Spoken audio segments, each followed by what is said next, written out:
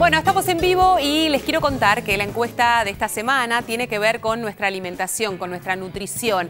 Sabemos que el consumo de frutas y verduras es fundamental para tener una alimentación equilibrada y saludable. Así que te preguntamos a vos y nos preguntamos a nosotros mismos también.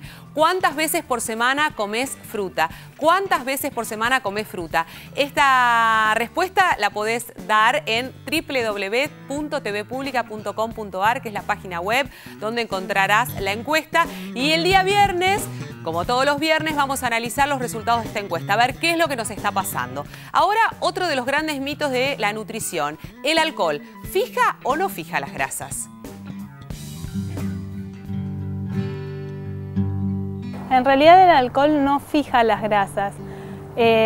Cuando estamos hablando de las grasas de los alimentos en general, lo que sucede con el alcohol es que posee calorías y cuando se consume en exceso, el alcohol puede ser transformado en grasas y eso llegar a los tejidos y depositarse. Con lo cual no está bueno tomar alcohol de todas maneras, porque por más de que nos fije específicamente las grasas, tampoco nos hace bien.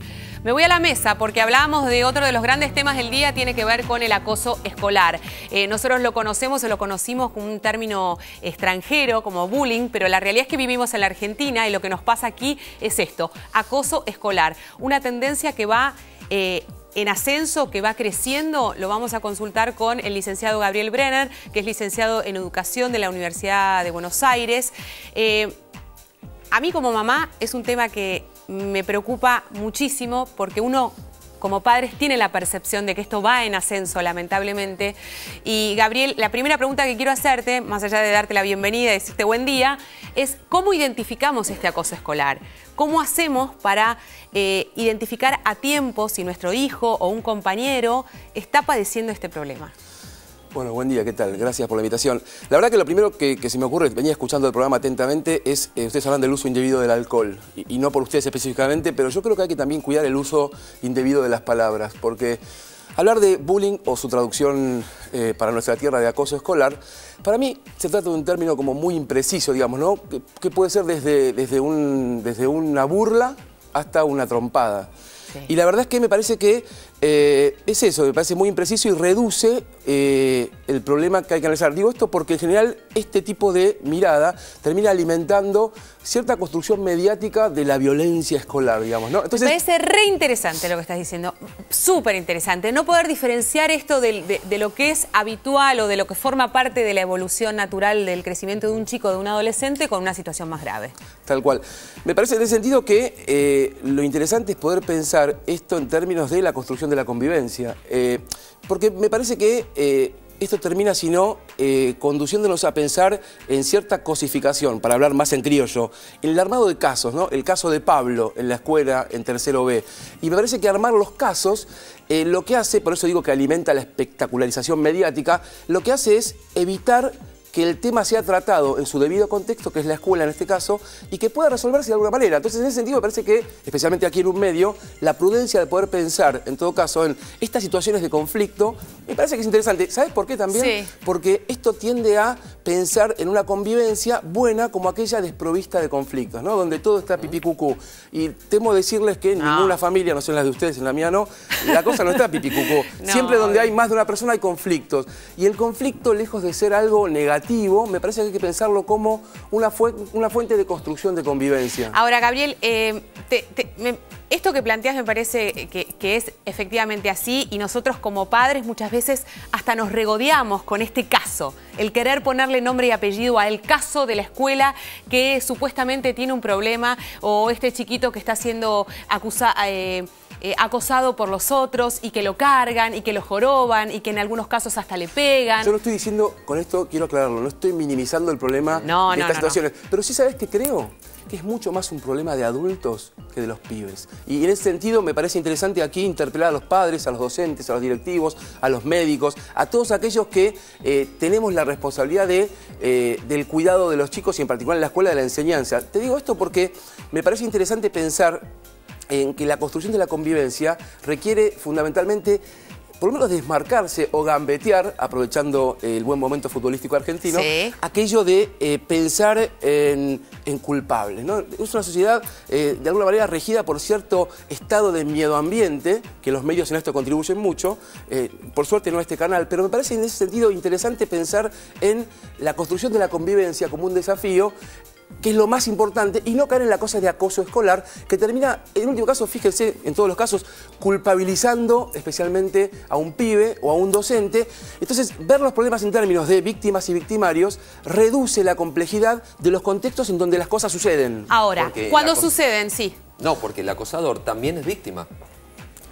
Pero claro que sí, pero además, y por eso digo, asunto de adultos. Me parece que una de las cosas interesantes para trabajar aquí, ustedes trabajan con la salud y con la prevención, es que, y es una cosa que la tiro para pensarla, hace tiempo, y me parece que es producto de los últimos, de las últimas 3 décadas o de lo que fue el neoliberalismo aquí y el gran individualismo, que los adultos tenemos que preguntarnos algunas cosas entre nosotros, digamos, ¿no? Porque a mí me preocupa mucho más un adulto que se hace el desentendido o que mira para otro lado y que después culpabiliza a un pibe. Bueno, entonces eso digo, ni hablar. te agrego algo más. ¿Cómo queremos que un pibe aprenda a convivir bien si los adultos en la sociedad hacemos otra cosa? ¿Cómo queremos que un pibe conteste bien si en realidad los adultos apelamos rápidamente al acto y a la fuerza física antes que al diálogo? Entonces digo, me parece que estas cosas son para conversar primero y después lo otro. Con esto vuelvo a decir, no minimizo que las situaciones de la escuela tienen diferente nivel de gravedad y hay que trabajar en la prevención. Digo, cuando pasa algo hay que intervenir. Obvio, Ustedes hablan de los ahora, médicos. yo te planteo un escenario, ¿no? Que es habitual. Dale. Un chiquito que tiene un problema, que lo está padeciendo y que lo está sufriendo, esto es una realidad. Una escuela que se ve desbordada porque efectivamente no quiere caer en la acusación de una situación, porque por ahí esto se transfiere a una situación más general, ¿no? Donde el chico está teniendo problemas con varios compañeros. Y padres que no se hacen cargo. Y como vos bien decís, miran para otro lado, dicen, bueno, será problema de otros, ni idea, que lo resuelvan los padres de ese chiquito tendrá problemas, no estará habituado a este círculo, en fin, como vos lo quieras. Y finalmente, después de mucho traccionar, sin encontrar una respuesta feliz, el colegio dice, nosotros no nos podemos hacer cargo. Lamentablemente creo que el chico la está pasando mal y que ustedes como padres tienen que asumir otra decisión o responsabilizarse. Este chico no encaja acá, habría que ¿qué probar hacemos, otro lado. digamos? Pero fíjense que, lo digo esto, digo, un chico tiene un problema. Un problema puede ser no poder aprender bien a leer y escribir, y un problema también puede ser que hay situaciones de violencia física en su casa. Fíjense la distancia entre uno y otro. Entonces digo, tratar el problema, en todo caso, termina metiéndonos más en el caso de Pablo, que bien no sabemos qué pasó, que en otra cosa. Me parece que en todo caso lo que hay que pensar es cómo hacemos para trabajar en la prevención de las situaciones de violencia de distinto grado en la escuela y fundamentalmente cómo pensamos en construir una convivencia más democrática que no sea ajena al conflicto y a las situaciones de confrontación. Me parece que por ahí va la cosa. Fíjense, a mí me gusta pensar a veces justamente y charlar sobre esto, que justamente evitar el conflicto, justamente meterlo debajo de la alfombra, está en directa relación con el aumento de diferentes formas de violencia. ¿Qué te quiero decir con esto? Y ahí te explico, intento responderte. Cuando desde un adulto hacemos que no vemos algo que pasa con un pibe, por más mínimo que sea, y ahí está la prevención, y estamos escondiendo aquello o no le damos la debida importancia, esto va por debajo y en algún momento se produce. Cuando como adultos o como escuela, como médicos, como padres, no contemplamos ciertas dificultades que para los pibes son sentidas como necesarias, cuando no abrimos el diálogo, sino que en todo caso tapamos como que la cosa esté bien y vamos para adelante, allí estamos de alguna manera haciéndolos los sordos o los ciegos frente a lo que tiene que ver con la intervención adulta. Porque después cuando el hecho se consuma, cuando sucede algo, lo que hay que hacer es como me pasa a mí, como docente, si hay dos chicos peleándose, hay que separarlos. Antes escuchaba una médica, cuando se produce una situación en términos de salud en la que hay que intervenir. Pero ustedes justamente como programa trabajan ¿en qué? En la prevención. Hoy hablabas de eso. Es decir, hay un montón de cosas que se pueden hacer antes de que se produzca un hecho. Entonces digo, ¿sabes qué se me ocurre en esta época? Hay que reponer la palabra, así donde aparece el acto.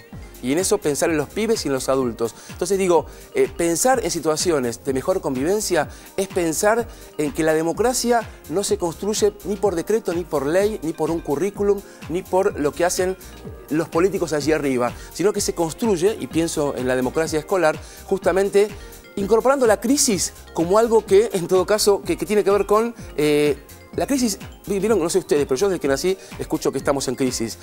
Y yo siento que justamente la crisis es justamente algo saludable, porque lo que la crisis permite de alguna manera es tolerar la incertidumbre, digamos, porque ¿saben dónde no hay crisis?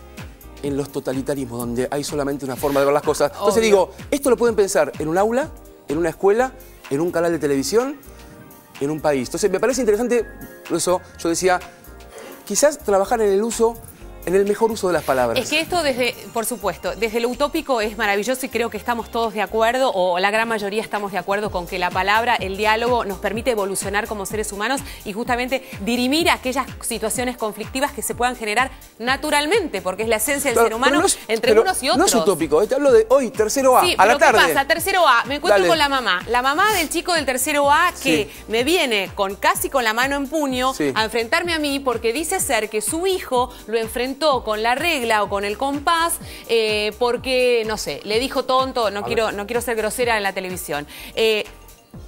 Y vos te enfrentás con esta situación y vos decís, ¿sabes qué? ¿Por qué no lo conversamos? Yo no tengo nada que conversar. Porque esto es lamentablemente, eso, esta es la sensación que tenemos. En ese momento hay que bajar los decibeles o bajar un cambio. Obvio. Ahora, el problema del trabajo en educación no es ese momento, sino en todo caso lo que se puede hacer antes. Pero igualmente, ¿por qué no definimos primero acoso? Porque una cargada o una pelea no es acoso.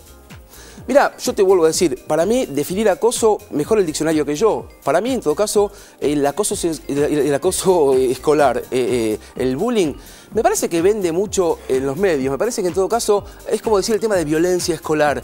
Las cosas que pasaban y que pasan ahora y que los medios las publican, pasaban cuando yo iba a quinto primera en el Nacional 17. ¿Sabes la diferencia?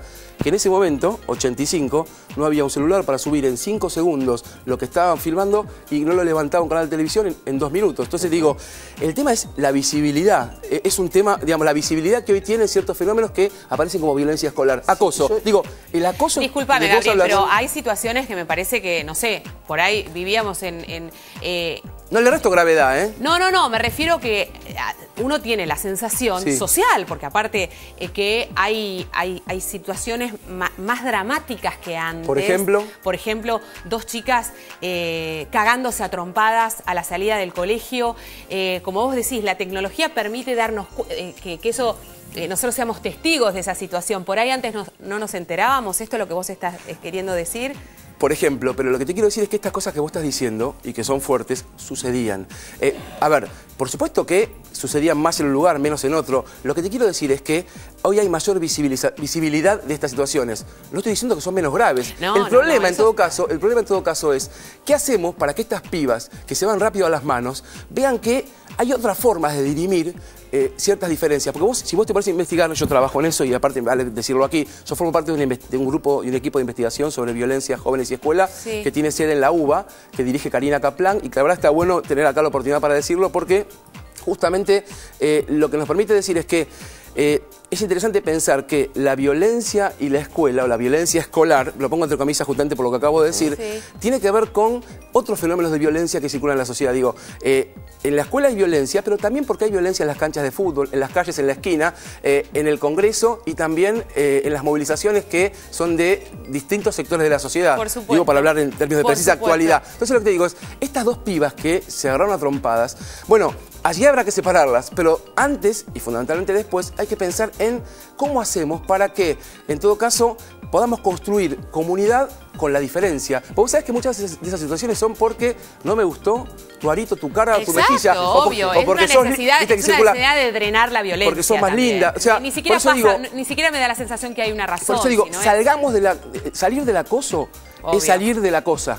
O sea, de cosificar y de que armamos un caso que vende bien, pero que no resuelve nada. Gabriel, te propongo que lo vamos a seguir hablando seguramente en varias oportunidades porque nos quedamos con esta situación, con el análisis. Ahora es interesante tener herramientas como adultos, como dice, bueno, sabemos que el diálogo, que sabemos que la interlocución entre unos y otros es fundamental para prevenir este tipo de situaciones. Lamentablemente tenemos que volver a aprender, tenemos que volver a crecer sobre esos cimientos que son fundamentales. ¿Me dejas decirte algo chiquitito? Sí. Muy chiquitito. Y es que, podemos hablar en otro otro momento del tema del cómo y del qué se puede hacer. Pero hay un montón de experiencias que tienen que ver con la construcción de convivencia o de acuerdos institucionales de convivencia, especialmente en la provincia de Buenos Aires, que me parece bueno darlas a publicidad, porque en general la escuela se la conoce más cuando alguien le pega una trompada a otro, y no con la multiplicidad de situaciones de solidaridad, de aprendizaje, de situaciones vinculadas al arte y a la construcción de convivencia democrática, que también existe y no vende. Obvio. Bueno, tenemos tiempo para eso en otra oportunidad, lo vamos a seguir conversando. Hacemos pausa rápido, estamos de vuelta. Vuelvo a estar